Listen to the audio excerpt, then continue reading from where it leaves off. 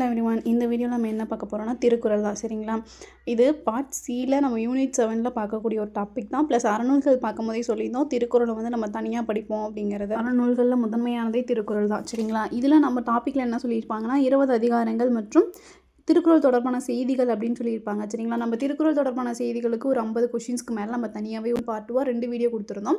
அதை நீங்கள் பார்த்தீங்க அப்படின்னா கண்டிப்பாக நிறைய டீட்டெயில்ஸ் தெரிஞ்சுக்கலாம். இப்போது அடுத்தடுத்த வீடியோஸில் என்ன பார்க்க போகிறோன்னா 20 அதிகாரங்கள். சரிங்களா? அந்த 20 அதிகாரங்களையும் என்னென்ன அதிகாரங்கள் என்னென்ன குறள் கொடுத்துருக்காங்க அப்படிங்கிறது நியூ புக்கில் ஓல்டு புக்கில் அது ரிலேட்டடாக என்ன கண்டென்ட் கொடுத்துருக்காங்கிறத பார்த்துருவோம். ப்ளஸ் திருக்குறள் பற்றி பொதுவாக ஏதாவது தகவல் கொடுத்துருந்தா அதையும் நம்ம சேர்த்து படிச்சுக்கலாம்.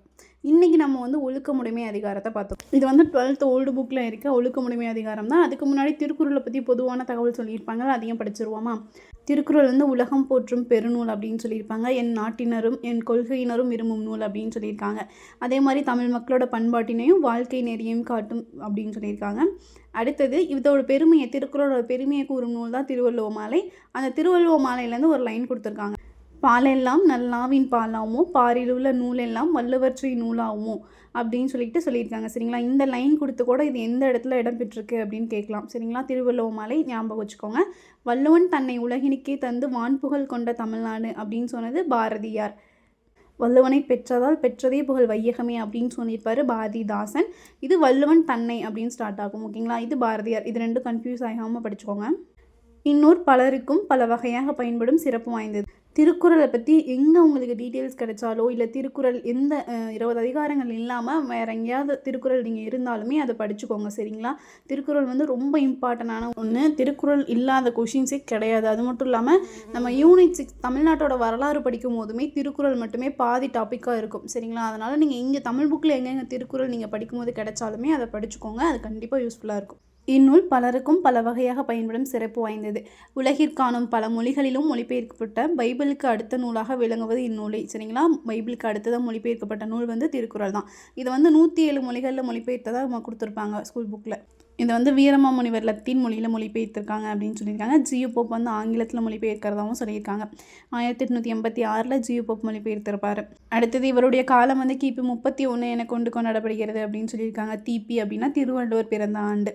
அடுத்தது இவருடைய சிறப்பு பெயர்கள்லாம் சொல்லியிருக்காங்க. நாயனார், தேவர், தெய்வப்புலவர், நான்முகனார், மாதானுபங்கி, சென்னா போதார், பெருநாவலர், புலவர், பொய்யில் புலவர் அப்படின்னு சொல்லிட்டு இவருடைய சிறப்பு பெயர்கள்லாம் சொல்லியிருக்காங்க. சிறப்பு பெயர்கள் ரொம்ப இம்பார்ட்டன்ட். அதே மாதிரி இது நூலுக்கான சிறப்பு பெயர்களும் இம்பார்ட்டன்ட். நூலுக்கான சிறப்பு பெயர்கள் கொடுத்துருக்காங்க. இது வந்து முப்பாநூல் அப்படின்னு கொடுத்துருக்காங்க. நம்ம முப்பால் அப்படின்னு படிச்சிருப்போம். இதையும் பார்த்துக்கோங்க. உத்திரவேதம், தெய்வநூல், திருவள்ளுவம், பொய்யாமொழி, வாயுரை வாழ்த்து, தமிழ்மறை, பொதுமறை, உலக பொதுமறை, முதுமொழி ஆகிய பெயர்கள் இதுக்கு உண்டு அப்படின்னு சொல்லியிருக்காங்க. அடுத்தது அதே போல் திருக்குறள் வந்துட்டு அறத்தை உணர தலைப்படுபவர்களுக்கு பேர் அறநூல் அப்படின்னு சொல்லியிருக்காங்க. அரசியலை விரும்புவவருக்கு அரசியல் நூலும், ஞானத்தை விரும்புவவருக்கு ஞான நூலும், கவிச்சுவை விரும்புவருக்கு காவியம் அப்படின்னும், காமச்சுவை விரும்புவருக்கு காமநூல் அப்படின்னும், பேரின்பம் விரும்புவவருக்கு பேரின்ப நூல் அப்படின்னும் சொல்லியிருக்காங்க. சரிங்களா? இதில் ஏதாவது ஒன்று கொடுத்து கூட இந்த மாதிரி எந்த நூல் இந்த இதுக்கெலாம் யூஸ் ஆகுது அப்படிங்கிறத கூட கொடுப்பாங்க. சரிங்களா? வாழ்க்கையோட நெறி அறிய விரும்புவவருக்கு வந்துட்டு வாழ்க்கை வழிகாட்டி நூல் அப்படின்னு சொல்லியிருக்காங்க. சரிங்களா? வாழ்க்கை அறிய வழிகாட்டி நூல் எது அப்படின்னு சொல்லிட்டு கூட கேட்கலாம்.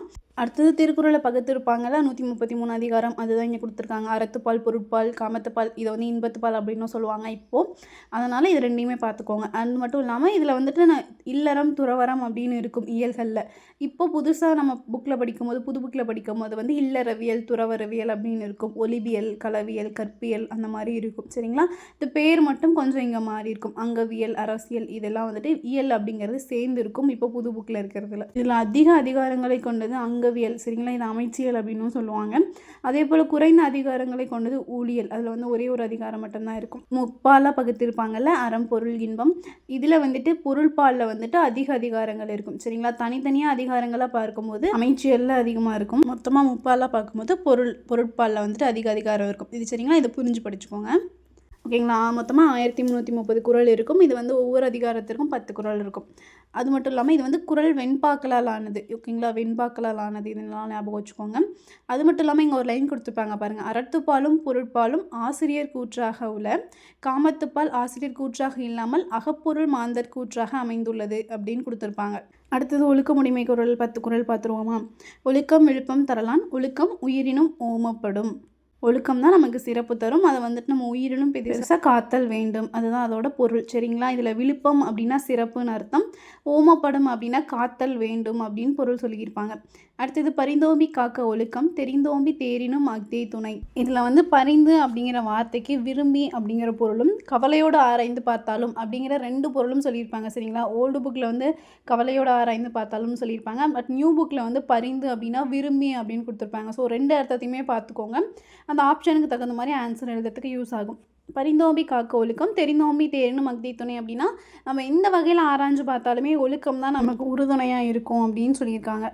அடுத்தது ஒழுக்கம் உடைமை குடிமை இழுக்கம் எளிந்த பிறப்பாய் விடும் அப்படின்னு சொல்லியிருக்காங்க. ஒழுக்கம் உடையவர்களோட குடி வந்து சிறந்ததும் ஒழுக்கம் இல்லாதவர்களோட குடிப்பிறப்பு வந்து இழிந்ததாகிவிடும் அப்படின்னு சொல்லியிருக்காங்க. மரப்பினும் மூத்து கொள்ளலாகும் பார்ப்பான் பிறக்கொழுக்கம் குன்றங்கெடும் அப்படின்னு சொல்லியிருக்காங்க. அதாவது மறந்துட்டா கூட நம்ம ஓதி கற்றுக்கலாம், ஆனால் வந்துட்டு ஒழுக்கம் போயிட்டா அவங்களோட குடியே கெட்டுரும் அப்படின்னு சொல்லியிருக்காங்க. அழுக்காருடையான்கண் ஆக்கம் போன்றிலே ஒழுக்கம் இல்லான்கண் உயர்வு. பொறாமை இருக்கவங்க கிட்ட வந்துட்டு செல்வம் இருக்காது, அது போல் வந்துட்டு ஒழுக்கம் இல்லாதவங்க கிட்ட உயர்வு இருக்காது அப்படின்னு சொல்லியிருக்காங்க. ஒழுக்கத்தின் ஒல்கார் உறவோர் இழுக்கத்தின் ஏதம் படுமாங்கறிந்து. குற்றத்தை பற்றி, அதாவது இழுக்கத்தினால ஒழுக்கம் இல்லாததுனால ஏற்படும் குற்றத்தை நல்லா அறிஞ்சவங்க வந்துட்டு என்றைக்குமே ஒழுக்க நெறியிலேருந்து விலக மாட்டாருங்க அப்படிங்க சொல்லியிருக்காங்க. சரிங்களா? ஒல்கார் அப்படின்னா விலக மாட்டார் அப்படின்னு அர்த்தம். ஏதம் அப்படின்னா குற்றம் அப்படின்னு அர்த்தம். ஒழுக்கத்தின் எய்துவர் மேன்மை இழுக்கத்தின் எய்துவர் எய்தாப்பலி. ஒழுக்கத்தின் மூலமாக என்றைக்குமே மேன்மை அடைவாங்க, ஆனால் ஒழுக்கம் இல்லை அப்படின்னா எய்தாத நம்ம அடையக்கூடாத பழியை கூட அடைவாங்க அப்படின்னு சொல்லியிருக்காங்க.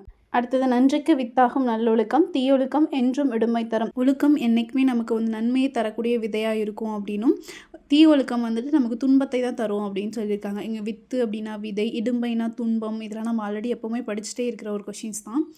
அடுத்தது ஒழுக்கமுடையவர் கொல்லாவை தீய வழுக்கையும் வாயார் சொல். ஒழுக்கமுடையவர்களால் தன்னோட வாயில் அவரையும் கூட தீய சொற்களை சொல்ல முடியாது அப்படின்னு சொல்லியிருக்காங்க. சரிங்களா? இயலாவை அப்படின்னு சொல்லுவாங்க. அடுத்தது உலகத்தோடொட்ட ஒழுகல் பழக்கற்றும் கல்லார் அறிவில்லாதர்.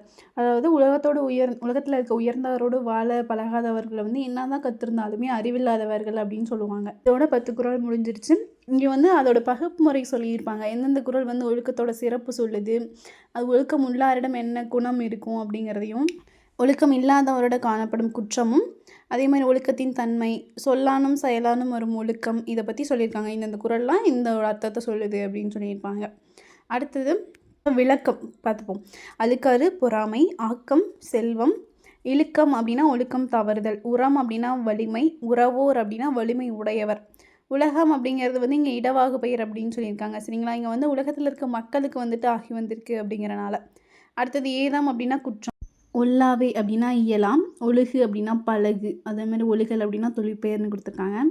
அடுத்தது ஒழுகுதல் அப்படின்னா சுருங்குதல் குறைதல் அப்படின்னு கொடுத்துருக்காங்க. சரிங்களா? ஒழுகுதல் அப்படின்னா சுருங்குதல் குறைதல். ஓத்து அப்படின்னா மறைநூல்கள், ஓத்து மறை அப்படின்னு சொல்கிறாங்க. தேர் அப்படின்னா ஆராய்ந்து தெளிதல். பரிந்து ஓம்பி அப்படின்னா கவலையோடு ஆராய்ந்து பாதுகாத்து. இதுதான் நான் சொல்லியிருந்தேன். பரிந்து அப்படின்னா விரும்பி அப்படின்னு நம்ம நியூ புக்கில் கொடுத்துருப்பாங்க. இதில் வந்து பரிந்தோம்பி அப்படிங்கிறதுக்கு கவலையோடு ஆராய்ந்து பாதுகாத்து அப்படின்னு சொல்லியிருக்காங்க. பிறப்பொழுக்கம் அப்படின்னா நற்குடி பிறப்பு. விழுப்பம்னா மேன்மை. வழுக்கி அப்படின்னா மறந்து அல்லது தவறி. வழுக்கியும் தன் வாயார் தப்பான சொற்களை சொல்ல மாட்டாங்க, மறந்து கூட அந்த மாதிரி. அடுத்தது வந்து இதோட பொருள் தான் சொல்லியிருப்பாங்க. இதோட பொருள் சொல்லும் போது இங்கே ஒரு பழமொழி நான் ஒரு பாடலும் சொல்லியிருப்பாங்க.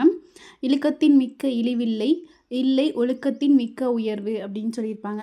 அதாவது ஒழுக்கத்தினால மேன்மை அடைவர்கள், இல்லைனா ஒழுக்கம் இல்லைனா பழி அடைவாங்க அப்படின்னு சொல்லியிருப்பாங்கல்ல, அந்த குறளுக்கு ஏற்றாறு போல் பழமொழி 400 ஒரு லைன் இருக்குது. அதையும் இங்கே கொடுத்துருக்காங்க. நமக்கு சிலபஸில் பழமொழி 400 இருக்குது அப்படிங்கிறனால இதையும் சேர்த்து பார்த்துக்கலாம். நாலடியார் பாடல்னு கொடுத்துருக்காங்க, அதையும் பார்த்துருவோம்.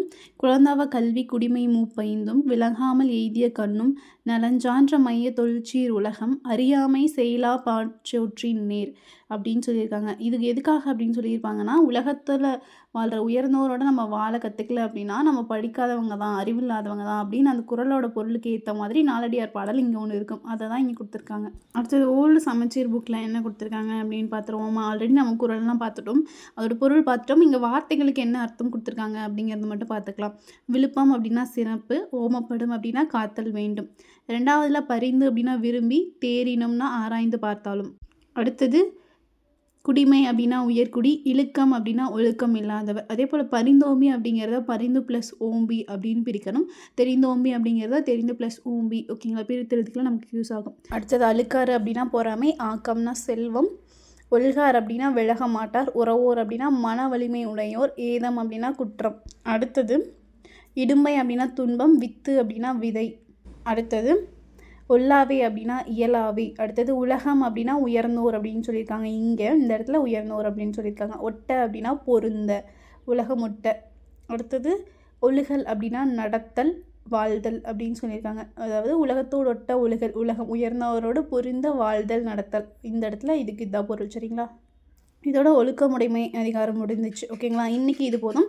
ஒவ்வொரு நாளும் நம்ம ஒவ்வொரு அதிகாரங்களாக சீக்கிரமாக முடிச்சிடலாம். இதை நான் யூனிட் 7 பிளேலிஸ்ட்லேயே ஆட் பண்ணிடுறேன். சரிங்களா? ஆல்ரெடி திருக்குறள் தொடர்பான செய்திகளும் கொடுத்துருப்போம். இதையும் நீங்கள் பார்த்துக்கோங்க.